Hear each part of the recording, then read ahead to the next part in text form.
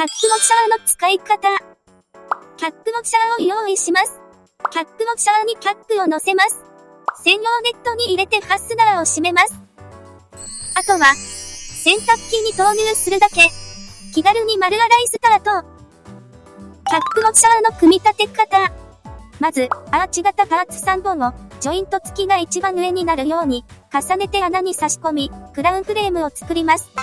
ベースフレームに穴が6つあるので、クラウンフレームについているジョイントパーツをパチパチっと穴に差し込みます。こんなに簡単に組み立て完了。